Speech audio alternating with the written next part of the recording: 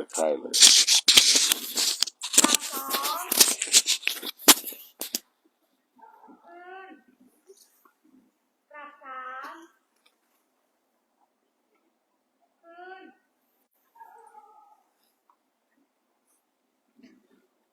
เอานั่งสมาธิ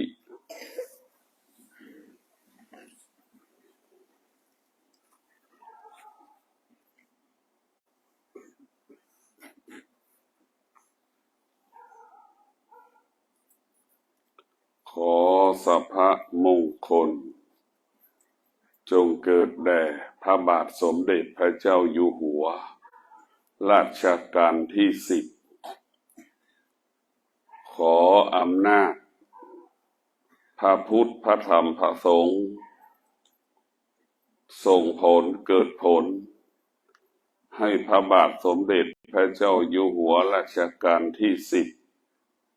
สุขภาพร่างกายแข็งแรงสมบูรณ์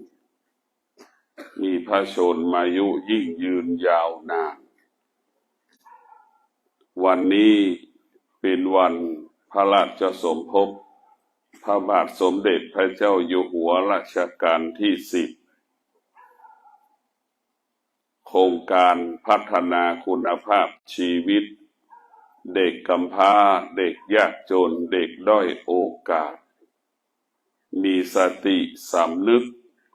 ระลึกถึงคุณแห่งพระมหากษัตริย์เป็นผู้กำเนิดแผ่นดินเป็นผู้รักษาแผ่นดินเป็นผู้ปกป้องแผ่นดินสืบต่อเนื่องมาจนถึงปัจจุบันนี้วัดดอนจันทร์ในนามเด็กกำพร้าวัดดอนจันทร์ทุกคนได้มีสติสำนึกในพระมหากรุณาธิคุณของพระมหากษัตริย์ตั้งแต่อดีตมาจนถึงปัจจุบันโดยเฉพาะพระมหากษัตริย์องค์ปัจจุบันผู้มีคุณประโยชน์ก่อต่อแผ่นดินบัดนี้เด็กกำพร้าวัดดอนจันทร์ได้นั่งสมาธิเจริญจิตภาวนาถวายให้เป็นมงคลแก่พระบาทสมเด็จพระเจ้าอยู่หัวรัชกาลที่10บัดนี้เด็กกำพร้าวัดดอนจันทร์มีสติสำนึกระลึกถึงคุณพระมหากษัตริย์ขอดำรงตนเป็นเยาวชนที่ดีของชาติมีสติสำนึกระลึกถึงคุณแห่งพระมหากษัตริย์ใช้ความอดทนกอบกู้ประเทศชาติใช้ความอดทนในการอยู่ร่วมกันประชาชนชนชาติใดมีความอดทนประชาชนชนชาตินั้นเกิดความสงบเกิดความมั่นคงเกิดความยั่งยืนเกิดความงอกงามประชาชนชนชาติใดมีความอดทนความยากจนของชนในชาติหมดสิ้นไปจากชาติสิ่งที่ชาติต้องการเวลานี้คือความอดทนเมื่อประชากรของชาติมีความอดทนประเทศชาติของเรามั่นคงประเทศชาติของเราปลอดภัยประเทศชาติของเรายั่งยืนประเทศชาติของเรางอกงามธรรมะเท่านั้นจะทำให้ประเทศชาติของเรามั่นคงชีวิตของคนในชาติจะมั่นคงได้เมื่อคนในชาติมีความอดทนชีวิตของเราต้องอาศัยธรรมะ ซึ่งอยู่ในกายของเราอยู่ในใจของเราทุกคนธรรมะก็หมายถึงความอดทนธรรมะหมายถึงความอดทนเมื่อคนทุกคนมีความอดทนคนทุกคนก็มีกินมีใช้มีเก็บมีออมเหลือออมทุกประการธรรมะของพระพุทธเจ้าเป็นผู้ปกป้องชีวิตของเราเป็นผู้คุ้มครองชีวิตของเราเป็นผู้รักษาชีวิตของเราเป็นผู้ส่งเสริมชีวิตของเราเพราะธรรมะอยู่ที่กายที่ใจของเราพ่อแม่อยู่กับเราแค่บางเวลาเราอยู่กับพ่อแม่แค่บางเวลา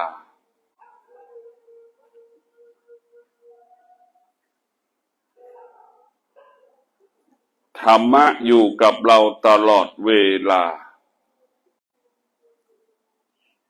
เพราะฉะนั้นพระพุทธเจ้าจึงสอนให้เราพึ่งตนพึ่งธรรมพึ่งตนพึ่งธรรมตนแลเป็นที่พึ่งแห่งตนพึ่งธรรมะก็คือให้เรามีความอดทนให้เรามีความอดทนความอดทนนี่แหละทำให้เรา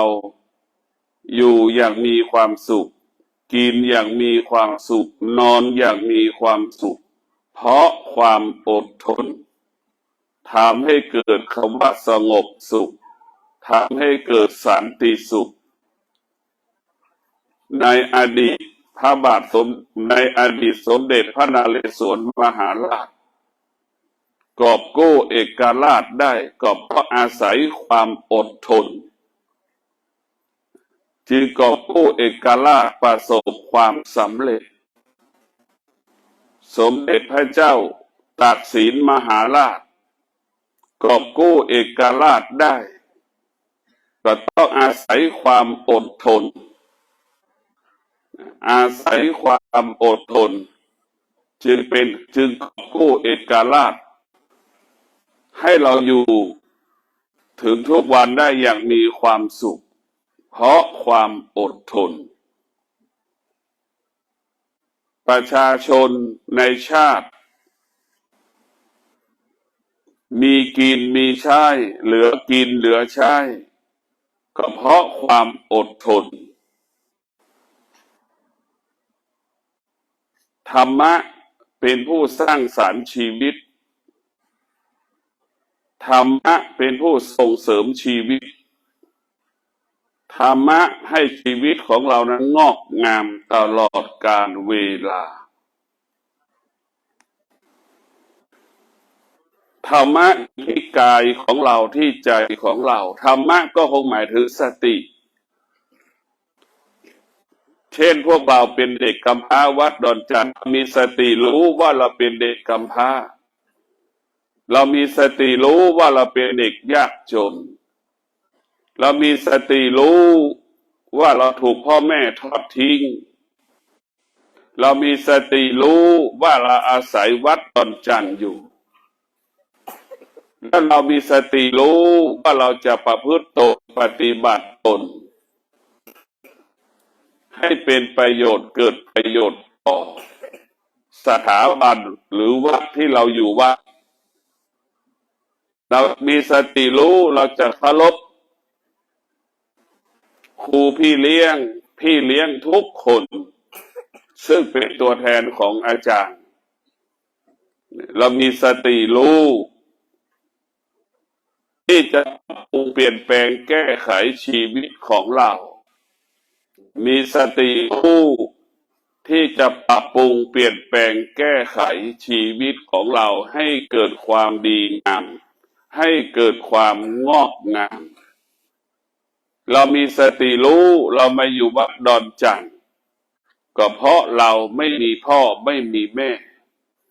ที่เรามาอยู่วัดดอนจันทร์เรามีสติรู้พ่อแม่เรายากจนเรามาอยู่วัดดอนจันทร์เรารู้ว่าเรามีสติพ่อแม่ทอดทิ้งเรามาอยู่วัดดอนจันทร์เรามีสติรู้ว่าพ่อแม่ติดคุกเรามาอยู่วัดดอนจันทร์เรามีสติรู้ว่าพ่อแม่ของเราติดยาเสพติดนี่ให้เรารู้แล้วเราจะดำรงตนเป็นลูกที่ดีของพ่อของแม่เรามีสติเราจะดำรงตนเป็นนักเรียนที่ดีของคุณครูเราจะดำรงตนเป็นนักเรียนที่ดีของครูพี่เลี้ยงนี่เรามีสติเรามีสติรู้เราจะไม่สร้างภาระเราจะไม่สร้างปัญหาให้กับวัดให้กับพี่เลี้ยงธรรมะของพระพุทธเจ้าสอนให้เรารู้จักให้รู้จักตนว่าเรามาอาศัยวัดอยู่เรามาอาศัยวัดกินเรามาอาศัยวัดเรียนหนังสือเราจะดำรงตนให้เป็นประโยชน์เกิดประโยชน์สูงสุดตั้งใจเรียนหนังสือตั้งใจศึกษาเรียนรู้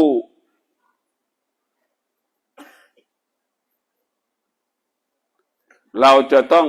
เปลี่ยนแปลงชีวิตของเราเมื่อเรามีธรรมะหรือเรามีความอดทน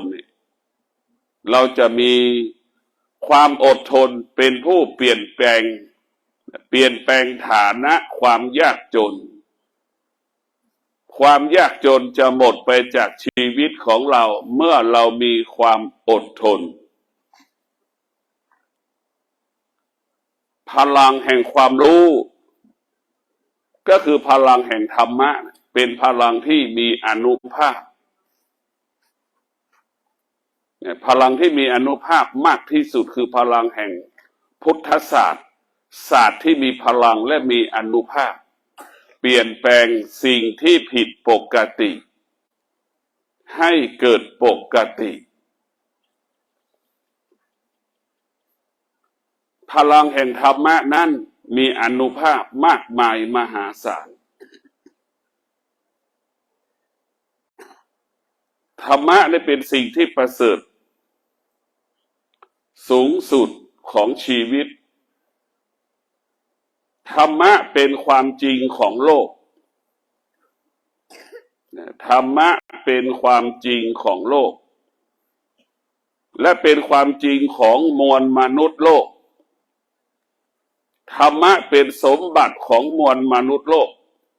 เพราะธรรมะอยู่ในกายของเราอยู่ในใจของเราทุกคนมนุษย์ทุกคนก็ต้องมีความอดทนอยู่ในตัวมันเองมนุษย์ทุกคนมีวิริยะภาคเพียรในตัวมันเองมนุษย์ทุกคนที่จะกอบกู้ชีวิตครอบครัว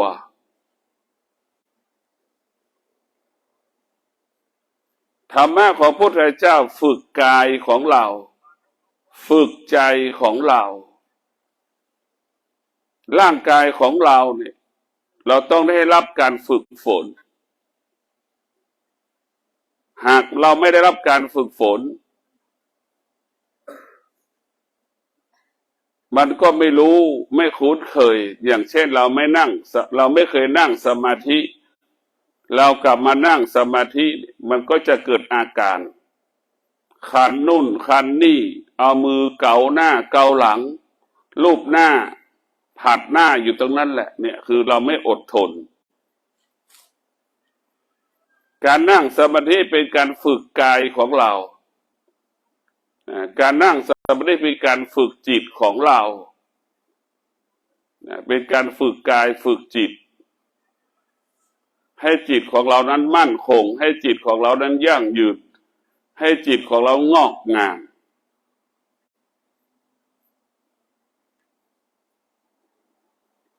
พระพุทธเจ้าสอนให้เรามีสติรู้เช่นเรากำลังนั่งสมาธิให้เรารู้ว่ามีสติให้เรารู้เรามีสติรู้ว่าเรากำลังลุกก็ให้รู้ว่าเราลุกขึ้น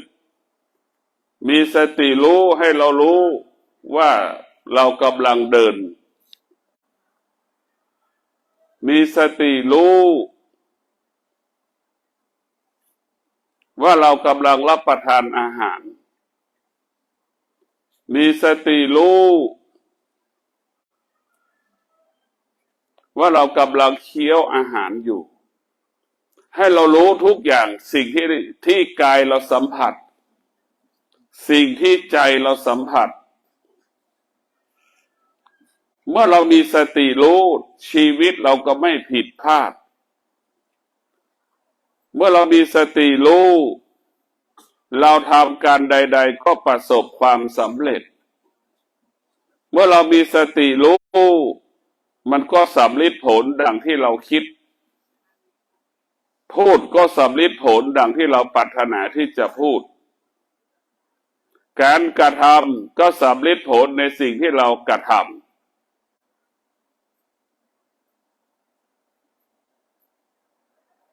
ธรรมะของพระพุทธเจ้าเป็นสิ่งที่มีค่าสำหรับมนุษย์โลก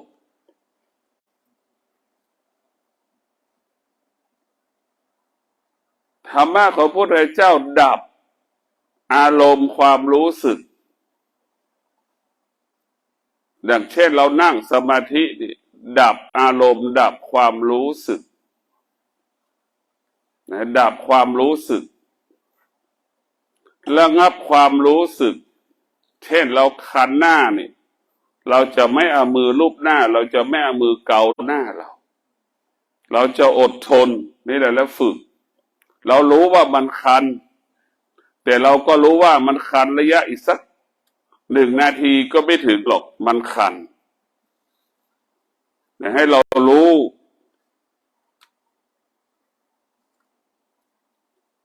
พระพุทธเจ้าสอนให้เรามีสติรู้ว่าเราเป็นเด็กเราจะไม่ดื้อมีสติรู้เราเป็นเด็กหน้าที่ของเราคือเรียนหนังสือ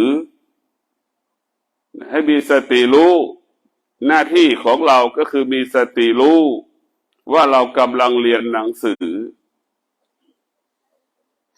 ว่าเรากำลังเรียนหนังสือ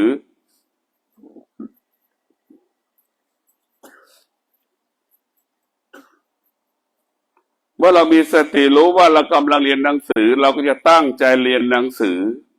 นี่แหละคือธรรมะจะสอนให้เรารู้เรื่องธรรมชาติสอนให้เรารู้เรื่องธรรมชาติธรรมชาตินั้นมันเหมือนกันหมดเสมอเหมือนกันหมด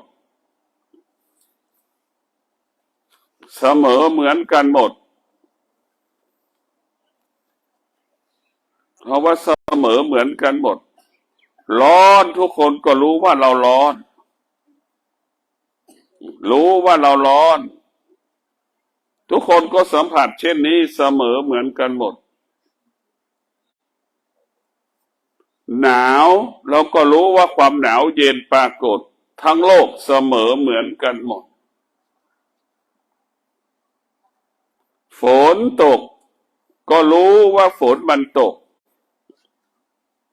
เสมอเหมือนกันหมดสอนให้เรารู้เรื่องธรรมชาติ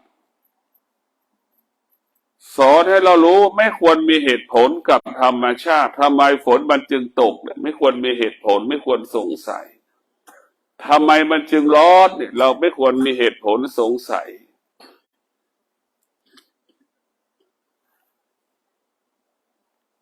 ไม่ควรมีเหตุผลและสงสัยทำไมมันถึงหนาวเย็นไม่ควรมีเหตุผลไม่ควรสงสัยเพราะโลกใบนี้ อยู่ภายใต้การเปลี่ยนแปลงชีวิตของเราก็อยู่ภายใต้การเปลี่ยนแปลงชีวิตของเราอยู่ภายใต้การเปลี่ยนแปลงชีวิตของเราอยู่ภายใต้การเปลี่ยนแปลงวันนั้นเราเป็นทารกแรกเกิดบัดนี้เราเป็นเด็กโตแล้วเป็นหนุ่มเป็นสาวเป็นพ่อเป็นแม่เป็นปู่เป็นตาเป็นยายการเปลี่ยนแปลงได้ปรากฏ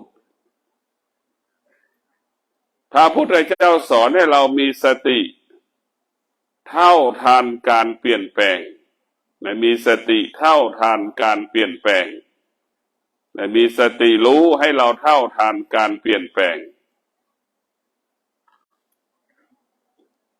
หนาวก็ให้เรารู้ว่ามันหนาวและเราก็จงรู้ลึกอีกว่ามันหนาวไม่เกิน3 เดือนให้เรารู้เช่นนี้ร้อนก็ให้เรารู้ว่ามันร้อนแต่ก็ให้รู้ลึกอีกว่ามันร้อนไม่เกิน3 เดือนฝนมันตกก็ให้เรารู้ว่าฝนมันตกไม่เกิน3 เดือนให้เรารู้แบบนี้ไม่มีสิ่งใดที่เกิดคำว่ามั่นคงโลกใบนี้มันไม่มีสิ่งใดที่มั่นคงโลกใบนี้อยู่ภายใต้การเวลาที่เกิดการเปลี่ยนแปลงธรรมะของพระพุทธเจ้าอยู่เหนือการเวลาที่มันเกิดการเปลี่ยนแปลงดวงดาวดวงจันทร์ดวงอาทิตย์โลกจักรวาลปรากฏการเปลี่ยนแปลงแต่ดวงจิตที่มีปัญญาไม่มีการเปลี่ยนแปลงเพราะดวงจิตผู้เจริญด้วยปัญญาคือเข้าใจว่าการเปลี่ยนแปลงเป็นกฎของโลกให้เข้าใจเช่นนี้แม่น้ำป่าไม้ภูเขามันก็เกิดการเปลี่ยนแปลงทุกสิ่งอย่างไม่มีสิ่งไหนไม่เปลี่ยนแปลงสิ่งมีชีวิตและสิ่งไม่มีชีวิตเนี่ยมีแต่สิ่งหนึ่งที่อยู่บนโลกที่ไม่มีการเปลี่ยนแปลงก็ได้แก่ธรรมะธรรมะก็คงหมายถึงความอดทนไม่มีการเปลี่ยนแปลงธรรมะหมายถึงความอดทนอยู่เหนือการเปลี่ยนแปลงของการเวลาเนี่ยธรรมะเนี่ยหมายถึงความอดทนเนี่ยมันอยู่คนจะตายไปกี่ล้านคนคนจะตายไปกี่ล้านปีทุกคนอาศัยธรรมะคืออาศัยความอดทนทุกคนอาศัยวิริยะภาคเพียรในการดำเนินชีวิตตั้งแต่อดีตเมื่อล้านปีจนถึงปัจจุบันนี้คนตายเกิดแต่ก็ต้องอาศัยธรรมะของพระพุทธเจ้ามาเป็นหลักกำหนดควบคุมโดยเฉพาะมนุษย์ทุกคนหงุดหงิดเนี่ยก็เป็นธรรมชาติของมนุษย์นะหงุดหงิดโมโหนี่ก็เป็นธรรมชาติของมนุษย์โมโหนี่ก็เป็นธรรมชาติของมนุษย์เป็นธรรมชาติของมนุษย์ทั้งสิ้นแต่มนุษย์ที่มีสติก็จะไม่ตอบสนองสิ่งที่เราโมโหมนุษย์ที่ขาดสติก็จะไปตอบสนองอารมณ์ที่เราโมโหหงุดหงิดจึงเกิดความขัดแย้งจึงเกิดความแตกแยก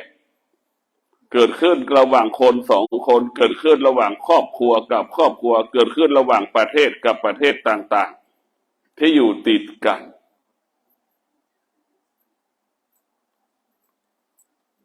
ให้เรามีสติจะหยุดยั้งความรู้สึกที่เรารู้สึกมีสติ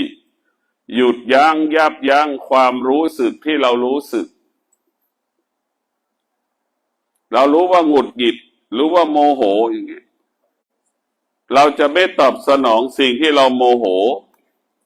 เราจะไม่ตอบสนองสิ่งที่เราหงุดหงิดเรารู้เสมอว่ามันหงุดหงิดมันก็เหมือนก้อนน้ำแข็ง ก็เดี๋ยวมันก็ละลายหายไปจากกลายเป็นน้ำอารมณ์ที่เราโมโหที่สุดมันก็ละลายไปหายไปพระพุทธเจ้าสอนให้เรารู้ว่าสุขก็คือศีลเมื่อเราต้องการความสุขเราก็ต้องดำรงตนด้วยศีลถ้าเรามีศีลทั้ง5 ข้อแล้วความสุขก็จะเกิดขึ้นกับชีวิตของเราเมื่อเรามีสมาธิแล้วคิดพูดการทำการใดๆนั้นก็ประสบความสำเร็จประสบความสำเร็จเราจะประสบความสำเร็จทุกๆเรื่องโดยเฉพาะเราเป็นเยาวชนของชาติเราจะต้องประพฤติตนปฏิบัติตนให้เป็นเยาวชนที่ดีของชาติและเป็นอนาคตเป็นประชาชนที่ดีของชาติคำว่าคุณภาพก็เกิดจากศีล5นี่แหละเมื่อเรามีศีลทั้ง5 ข้อชีวิตเราจะมีคุณภาพถ้าหากเราไม่มีศีล5ชีวิตเราจะไม่มีคุณภาพ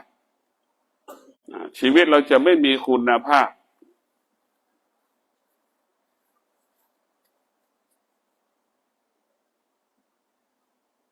เมื่อเรามีสมาธิชีวิตเราก็จะมีคุณภาพ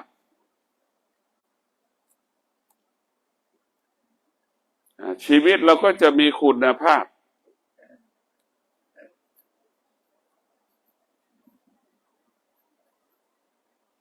ชีวิตเราก็จะมีคุณภาพชีวิตของเรานะความสงบเนี่ยเป็นสิ่งที่มนุษย์ทั้งโลกต้องการความสงบนี่แหละเป็นสิ่งที่ชาวโลกต้องการหนุ่มๆเด็กๆหนุ่มสาวต้องการความสุขคนแก่ๆต้องการความสงบคนแก่ที่มีธรรมะก็จะต้องการความสงบคนแก่ที่มีกิเลสก็ต้องการความสุขหนุ่มๆสาวๆที่มีธรรมะก็จะแสวงหาความสงบหนุ่มสาวที่ไม่มีธรรมะก็แสวงหาความสนุกหาความสุขในความสนุกเอาความสนุกมาเป็นความสุขบุคคลที่มีธรรมะอยู่ในจิตใจก็เอาความสงบมาเป็นความสุข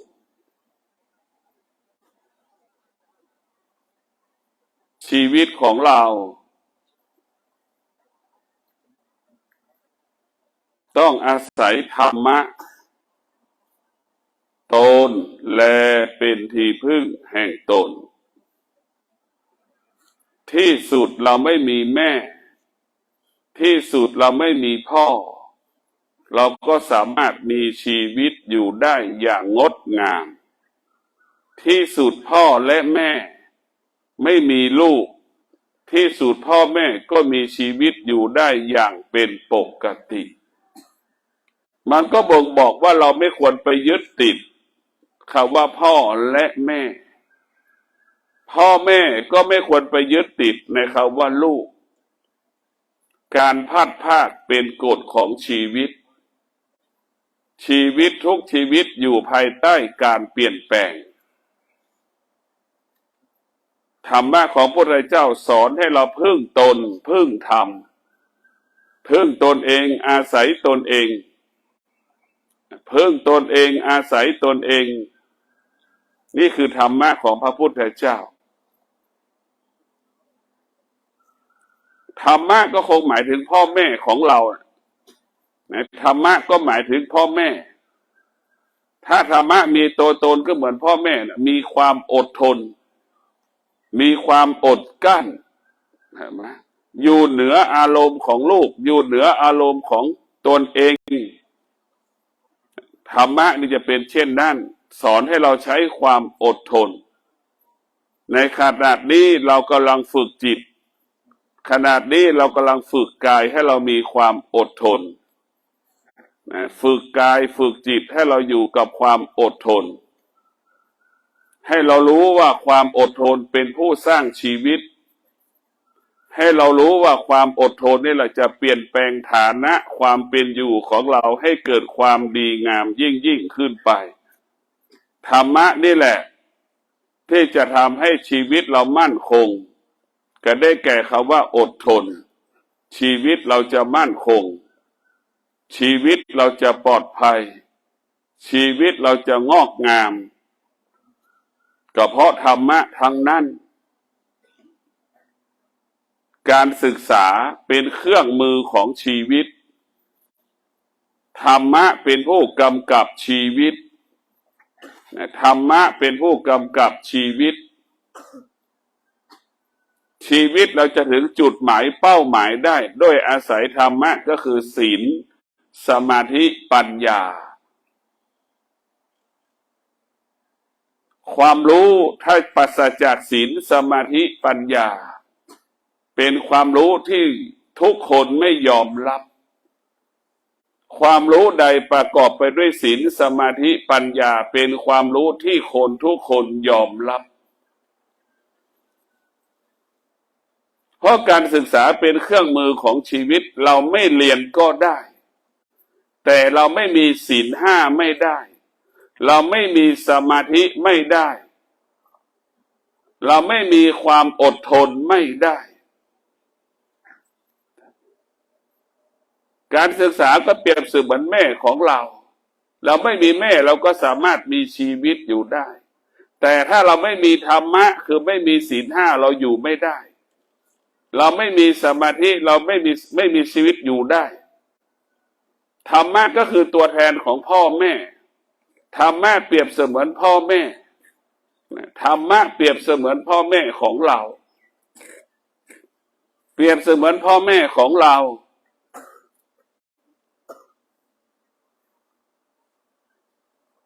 คอยเตือนสติเราให้เรารู้ว่าสิ่งที่เราทำนั้นผิดพลาดให้รู้ว่าสิ่งที่เราทำนั้นดีหรือไม่ดีมันเป็นผู้คอยพูดเตือนสติของเราการศึกษานั้นสอนให้เราหลงสอนให้เรายึดติดในสิ่งที่เรารู้แต่ธรรมะของพระพุทธเจ้าสอนให้เราละสิ่งที่เรารู้สิ่งที่เรารู้สิ่งที่เราเห็นสิ่งที่เราสัมผัสรู้แล้วละรู้แล้ววางรู้แล้วปล่อยไม่ให้เรายึดติดในสิ่งที่เรารู้ถ้าเรายึดติดในสิ่งที่เรารู้เราก็จะร้องไห้เสียใจสิ่งที่เรารู้ไม่สามารถตอบสนองเราได้ชีวิตของเรานั้นมันเป็นเรื่องธรรมชาติทั้งสิ้นเบื้องต้นถ้าเราเกิดมาแล้วเราได้ศึกษาเรียนรู้สิ่งที่อยู่เหนือธรรมชาติก็คือธรรมะธรรมะเป็นสิ่งที่อยู่เหนือธรรมชาติเราเกิดมาจากธรรมชาติของพ่อแม่ถ้าเราไม่เรียนรู้เราก็จะเดินตามรอยธรรมชาติของพ่อแม่พ่อแม่มีครอบครัวเติบโตมาแล้วก็มีครอบครัวดั่งพ่อดั่งแม่ทั้งที่พ่อแม่รู้ว่าการมีครอบครัวนั้นมันลำบากผู้เป็นพ่อก็รู้ว่าการมีครอบครัวต้องรับภาระค่าใช้จ่ายคือมันลำบากแต่พ่อแม่ไม่เคยสอนความจริงให้กับลูกตนเองพ่อแม่จำนวนมากเชื่อความจำมากกว่าความจริงเชื่อความจำมากกว่าความจริงอย่างลูกโตมาเป็นสาวแล้วเป็นหนุ่มแล้วพอถึงเวลาแล้วก็อยากให้ลูกมีครอบครัวเห็นไหมนี่แหละคือเป็นเรื่องประเพณีเรื่องวัฒนธรรมมันไม่ใช่เรื่องความจริงแม่ก็รู้ว่าการที่แม่มีลูกมันลำบากขนาดไหนพ่อก็รู้การที่จะหาข้าวปลาอาหารปัจจัยสี่มาเลี้ยงลูกมันลำบากขนาดไหน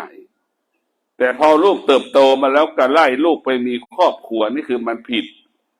พ่อแม่ไม่เห็นธรรมพ่อแม่ไม่มีธรรมก็เลยให้ลูกไปเป็นไปตามธรรมชาติพ่อแม่ที่มีธรรมะจะให้ลูกอยู่เหนือธรรมชาติไม่ต้องมีคู่ครองไม่ต้องครองเรือนเมื่อเราไม่มีคู่ครองไม่ครองเรือนจิตเราก็สงบกายเราก็สงบ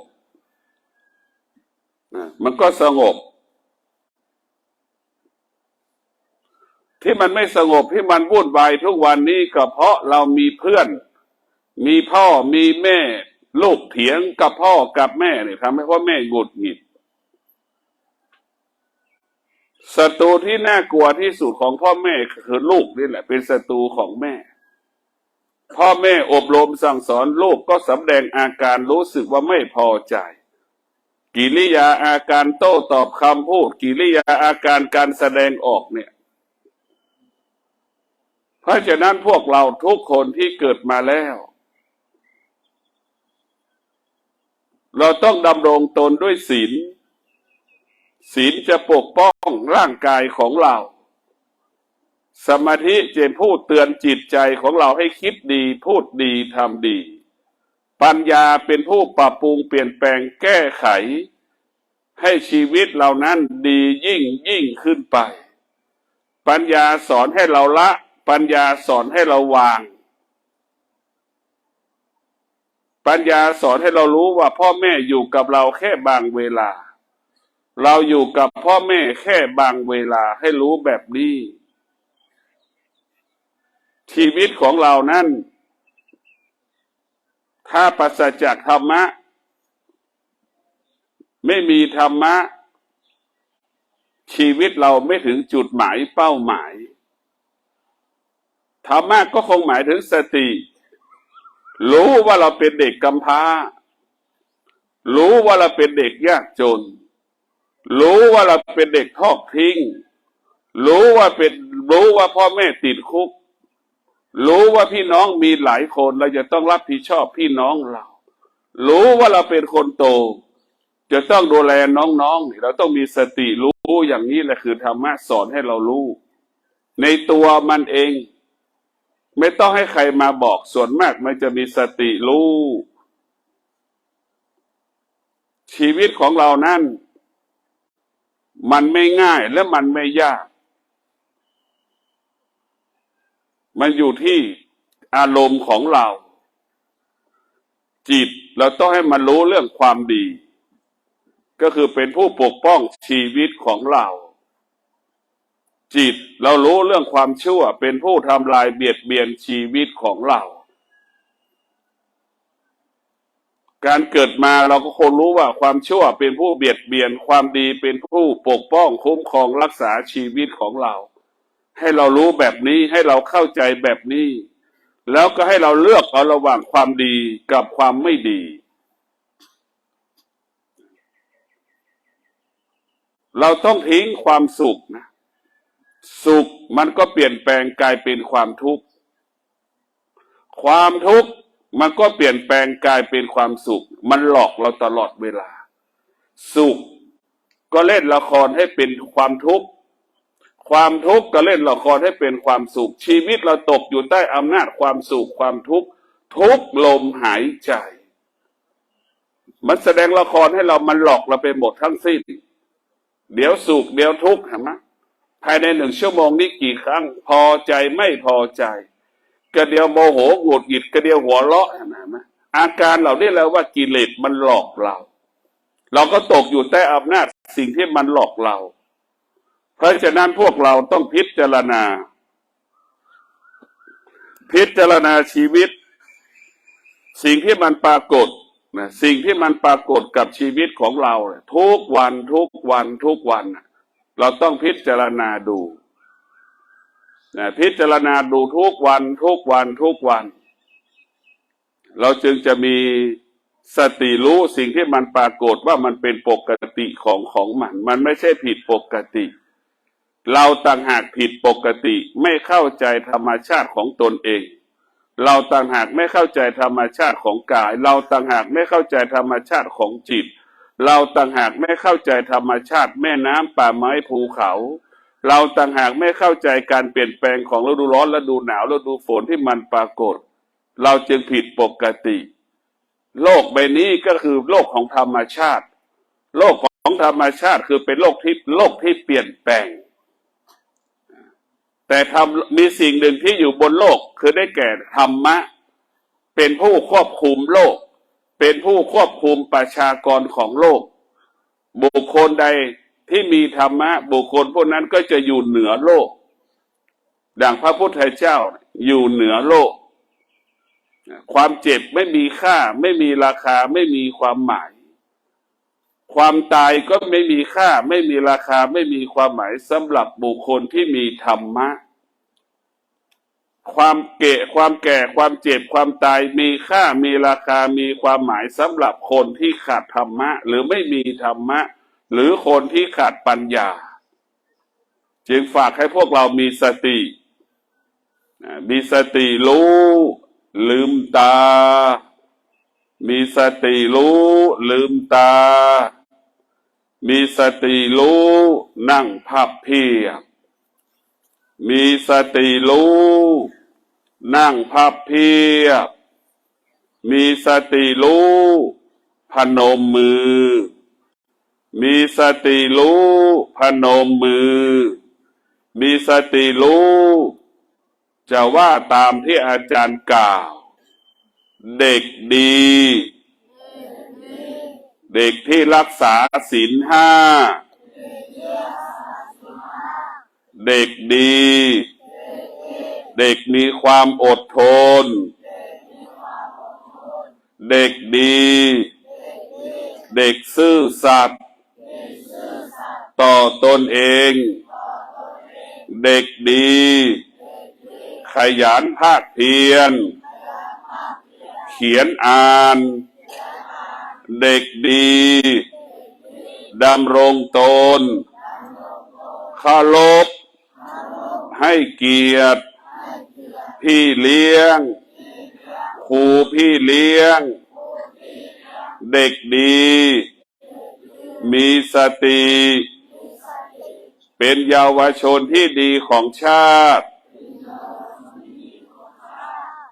ดำรงตนด้วยความอดทน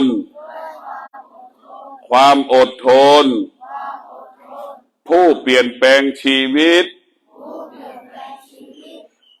ความอดทนเปลี่ยนแปลงชีวิตให้มีกินมีใช้เหลือกินเหลือใช้เหลือออมเหลือแบ่งปันความอดทนปกป้องชีวิตคุ้มครองชีวิตรักษาชีวิตความอดทนให้ข้าพเจ้าทั้งหลายอยู่ร่วมกันเกิดความสงบสุขเกิดสันติสุขเกิดสันติสุขเกิดความมั่นคงเกิดความปลอดภัยข้าพเจ้าทั้งหลายมีสติสำนึกในบุญคุณพระคุณของพระมหากษัตริย์ทุกพระองค์ตลอดถึงพระมหากษัตริย์องค์ปัจจุบันพระบาทสมเด็จพระเจ้าอยู่หัวรัชกาลที่10ข้าพเจ้ามีสติสำนึกประพฤติตนดำรงตนถวายเป็นพระราชกุศลในวันพระราชสมภพของพระบาทสมเด็จพระเจ้าอยู่หัวรัชกาลที่10 ขอให้เป็นเยาวชนที่ดีของพระบาทสมเด็จพระเจ้าอยู่หัวขอเป็นประชาชนที่ดีของพระบาทสมเด็จพระเจ้าอยู่หัวรัชกาลที่10ขอให้พระองค์ท่านมีพระชนมายุยิ่งยืนยาวนานด้วยเถิด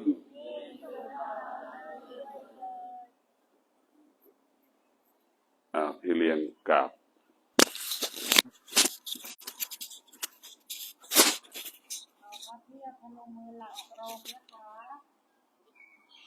ถ่ายรูปขึ้นจับสองขึ้นจับสามขึ้นทำความเคารพพระอาจารย์ค่ะ